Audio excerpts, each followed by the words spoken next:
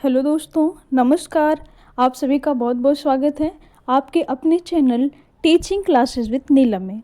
Friends, आज हम देखते हैं एंशिएंट हिस्ट्री का एक इम्पॉर्टेंट टॉपिक सिंधु घाटी की सभ्यता। आज हम देखते हैं सिंधु घाटी की सभ्यता के बारे में। फ्रेंड्स, हम देखते हैं सिंधु घाटी सभ्यता, इसकी खोज कैसे हुई, इसके बारे में विद्वानों ने क्या कहा। तो कहा जाता है कि कई विद्वानों का मत है कि सिंधु सभ्यता को हड़प्पा सभ्यता पुकारना ज़्यादा उचित है। सिंधु सभ्यता को हड़प्पा सभ्यता पुकारना ज़्यादा उचित है। क्यों? क्योंकि हड़प्पा सभ्यता इस सभ्यता का प्रमुख केंद्र है। तो कुछ का मत है क्योंकि हड़प्पा की खोज सर्वप्रथम की गई थी, अतः इसे हड़प्पा सभ्यता ही कहा जाए। सिंधु घाटी की सभ्यता में हम देखते हैं, इसको अंग्रेजी भाषा में इंडस वैली सिविलाइजेशन के नाम से जाना जाता है। इंग्लिश में इसको इंडस वैली सिविलाइजेशन के नाम से जाना जाता है। सिंधु सभ्यता अपने समय की सबसे आधुनिक और सुविकसित सभ्यता थी। हड़प्पा सभ्यता के लोग बहुत ही सुनियोजित और विकसित कस्बों एवं नगरों में रहा करते थे। जो हड़प्पा सभ्यता थी, यह एक नगरीय सभ्यता थी। यहाँ पर सड़कें एवं नालियों का निर्माण बहुत ही उत्तम प्रकार से किया गया था। नालियाँ ढकी हुई थी, सड़कें एक दूसरे को समकोण पर काटती थी। जो इनका नगर विन्यास था, ये बहुत ही उत्तम तरीके का था। सिंधु घाटी की सभ्यता में बड़े बड़े भवन, सभागार, स्नानागार, कारागार, कच्ची व पक्की ईंटों से बने घर, चौड़ी सड़कें आदि स्थित थे। सिंधु सभ्यता का काल निर्धारण एच हेरास के अनुसार नक्षत्रीय आधार पर 6000 ईसा पूर्व बताया इन्होंने।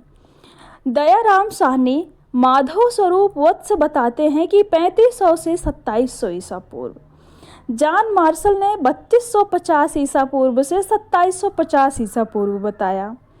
रेडियो कार्बन पद्धति के अनुसार 2350 से 1750 ईसा पूर्व। मार्टिमर व्हीलर के अनुसार 2500 से 1500 ईसा पूर्व। अर्नेस्ट मैके ने 2800 ईसा पूर्व से 2500 ईसा पूर्व का माना है। अर्थात अलग अलग विद्वानों में मतभेद है, सभी अपने अकॉर्डिंग अलग अलग टाइम पीरियड बताए हैं। सिंधु घाटी की सभ्यता, साथ ही इस सभ्यता के लोग हथियारों, आभूषणों, मूर्तियों और बर्तनों का निर्माण करना जानते थे। इनके निर्माण में तांबे, चांदी और कांसे आदि का प्रयोग किया जाता था। सिंधु घाटी सभ्यता के प्रमुख स्थल मोहनजोदड़ो। मोहनजोदड़ो का दूसरा नाम मृतकों का टीला। मोहनजोदड़ो को मृतकों का टीला भी कहा जाता है। इसकी खुदाई वर्ष 1922 ईस्वी में राखाल दास बनर्जी द्वारा करवाई गई थी। मोहनजोदड़ो का अर्थ होता है मृतकों का टीला। यह सिंधु नदी के किनारे बसा हुआ है। यह सिंध पाकिस्तान के लरकाना जिले में मौजूद है। वर्तमान समय में कहाँ है? पाकिस्तान के लरकाना जिले में। यहाँ से किन चीज़ों के साक्ष्य मिले हैं?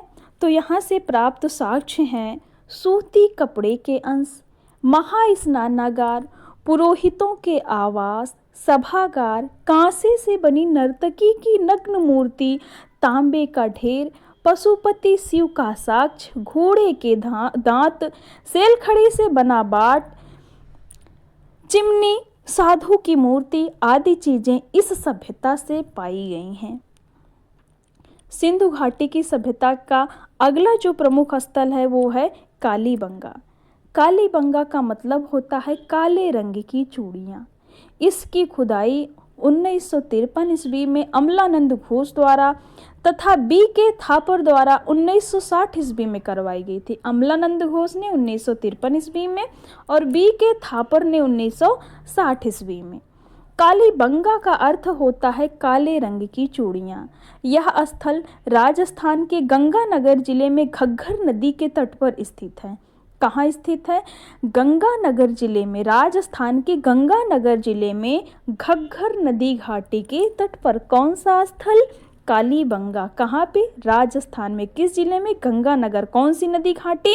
घग्गर नदी के तट पर। इनसे प्राप्त साक्ष्य क्या है? तो कच्ची ईंटें व अलंकृत ईंटें मिली हैं। कच्ची ईंटें व अलंकृत मतलब जहाँ जिसमें डिजाइन बनाई गई हो वो ईंटें मिली हैं। बेलनाकार मुहरें मिली हैं। मेसोपोटामिया में जिस प्रकार की बेलनाकार मुहरें मिली हुई हैं वैसे ही यहाँ पर इसका मतलब ये हुआ कि अगर दोनों जगह से मिलती जुलती मुहरों का साक्ष्य मिल रहा है तो हो सकता हो कि यहाँ पे एक स्थान से दूसरे स्थान पर व्यापार होता हो। खेती के साक्ष्य मिले हैं। जुते हुए खेत जहाँ कालीबंगा से दूर सरसों की फसल और नज़दीक पर चने की फसल बोई जाती थी। लकड़ी के बने पाइप मिले हैं। अगला हम देखते हैं हड़प्पा। इसकी खुदाई वर्ष 1921 ईस्वी में दयाराम साहनी माधव स्वरूप वस्त द्वारा करवाई गई। यह पंजाब के मांटगोमरी जिले में रावी नदी के तट पर, हड़प्पा रावी नदी के तट पर स्थित है। यहाँ से प्राप्त साक्ष्य कौन कौन से हैं? तो मुहरे हैं, कब्रिस्तान है, मछुआरे का चित्र अंकित बर्तन है। बर्तन पर किसका चित्र अंकित है? मछुआरे का। बालू पत्थर की बनी 2 मूर्तियां हैं। धोती पहने एक मूर्ति, कांसे का सिक्का, शंख से बना बैल, अनाज भंडारण के कमरे जहां से जौ और गेहूं प्राप्त हुए हैं, कतार में बने श्रमिक आवास आदि मिले हुए हैं। हम अगला देखते हैं चहुंदड़ों की खोज वर्ष 1931 ईस्वी में N.G. मजूमदार द्वारा की गई, जिसे पुरातात्विक मैके ने वर्ष 1935 में आगे बढ़ाया। यह स्थल सिंध पाकिस्तान में स्थित है। प्राप्त साक्ष्य वक्राकार ईंटें हैं। यह एकमात्र स्थल है जहां से वक्राकार ईंटें प्राप्त हुई हैं। बिल्ली का पीछा करते कुत्ते का साक्ष्य सजने संवरने के लिए लिपस्टिक का प्रयोग किया जाता था। मनके का कारखाना मिला है। हम अगला प्रश्न देखते हैं, अगला स्थल देखते हैं लोथल। इसकी खोज वर्ष 1957 में रंगनाथ राव द्वारा की गई थी।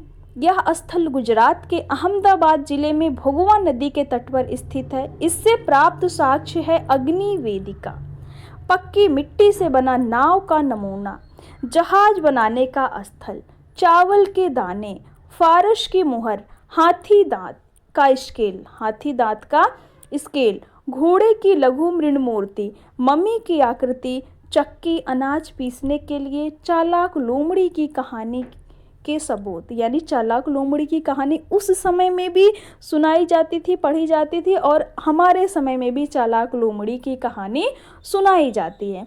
तो लोथल कहाँ पर है? भोगवा नदी पर। किस जगह? गुजरात के अहमदाबाद में भोगवा नदी के तट पर। इसकी खोज कब हुई? 1957 में रंगनाथ राव द्वारा। अगला स्थल देखते हैं आलमगीरपुर की खुदाई वर्ष 1958 ईस्वी में यज्ञदत्त शर्मा द्वारा करवाई गई थी। यह स्थल उत्तर प्रदेश के मेरठ जिले में हिंडन नदी के तट पर स्थित है। किस जगह? उत्तर प्रदेश में। कौन सा जिला? मेरठ। कौन सी नदी? हिंडन नदी।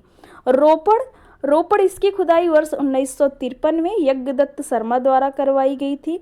यह स्थल पंजाब राज्य में सतलुज नदी के तट पर स्थित है। और यहाँ से प्राप्त साक्ष्य क्या है?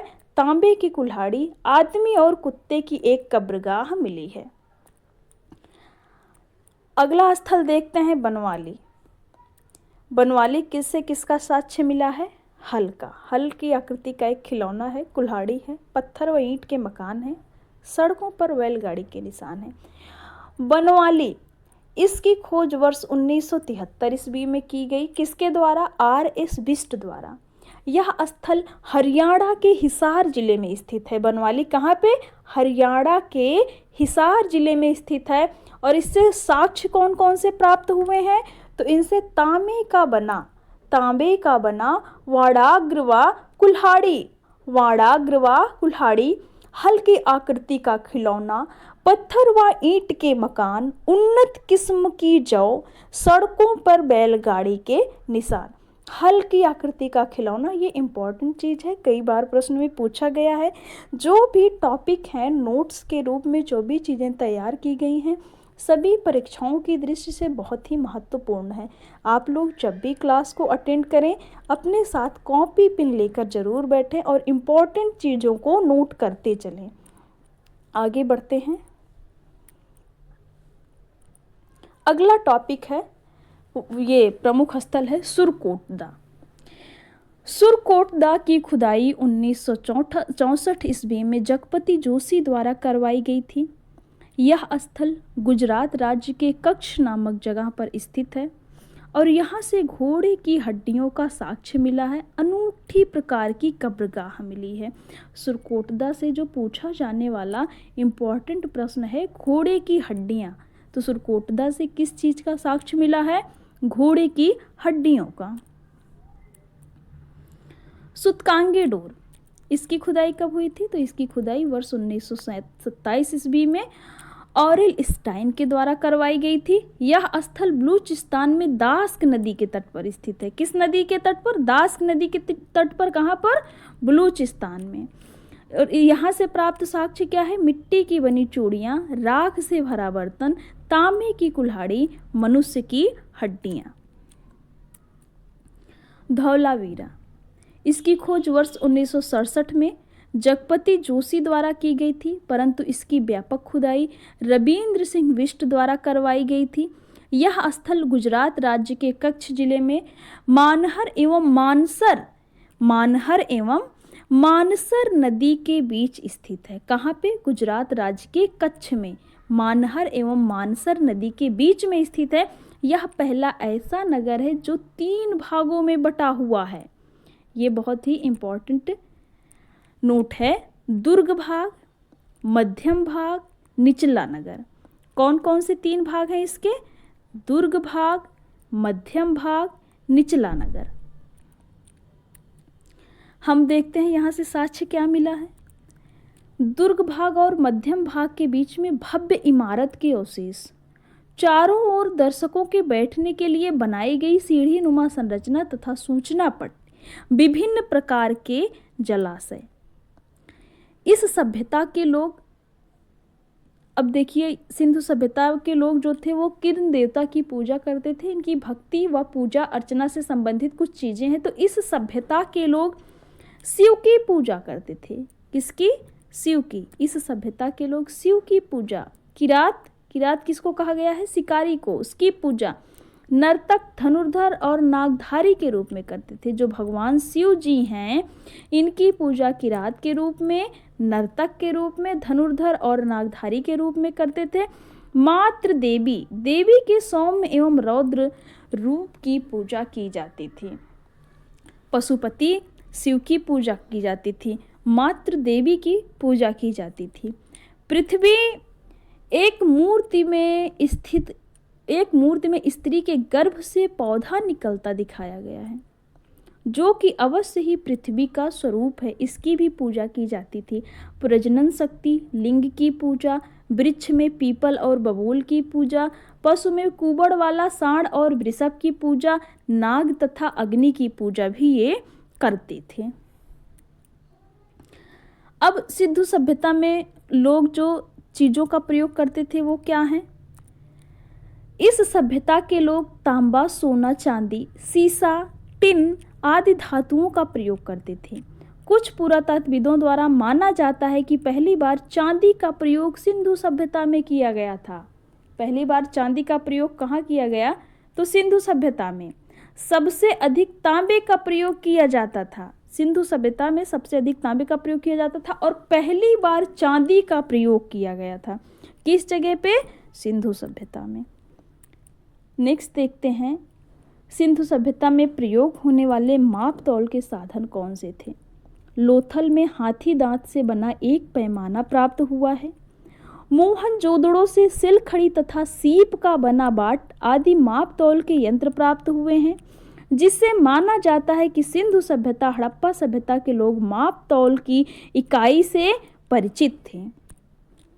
आगे हम देखते हैं सिंधु सभ्यता में परिवहन व्यवस्था। आने जाने के लिए किन चीज़ों का प्रयोग करते थे? तो प्राप्त साक्ष्यों के आधार पर कहा जा सकता है कि सिंधु सभ्यता के लोगों द्वारा परिवहन के लिए बैलगाड़ी और नाव का प्रयोग किया जाता था। किसका? बैलगाड़ी का स्थल में और जलीय मार्ग में नाव का प्रयोग किया जाता था। हड़प्पा और चौहदड़ों से कांसे की बैलगाड़ी प्राप्त हुई है।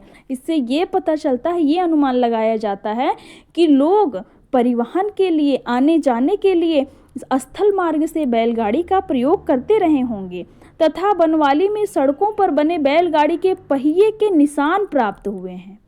बनवाली में जो सड़कें बनाई गई हैं, इन पर बैलगाड़ी के पहियों के निशान प्राप्त हुए हैं। इससे ये अनुमान लगाया जाता है कि स्थल मार्ग पर जो परिवहन होता था वो बैलगाड़ी के माध्यम से और जलीय मार्ग में नाव का प्रयोग किया जाता था। अब हम देखते हैं सिंधु सभ्यता का पतन।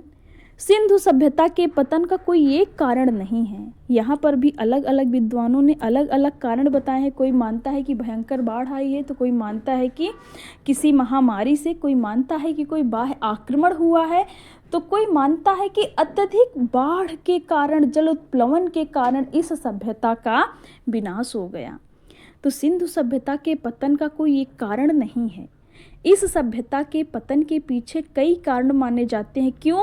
क्योंकि ये सभ्यता काफ़ी विस्तृत क्षेत्र में फैली हुई थी, इसीलिए किसी एक कारण या आपदा से इसका ह्रास होना संभव नहीं है। अतः अलग अलग नगरों के विनाश के पीछे संभवतः अलग अलग कारण ही हो सकते हैं। यानी कि अलग अलग जो नगर हैं उनके विनाश के पीछे कोई अलग अलग बातें हैं। जैसे कि आपको पहले ही बता दिया गया कि कोई मानता है कि बाह्य आक्रमण हुआ है। बाह्य आक्रमण, कहीं पर बाढ़ की आशंका,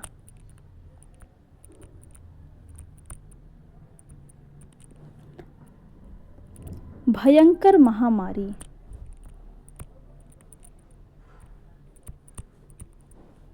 बाढ़ या अकाल आदि चीज़ें भी हड़प्पा सभ्यता के पतन का कारण मानी गई हैं।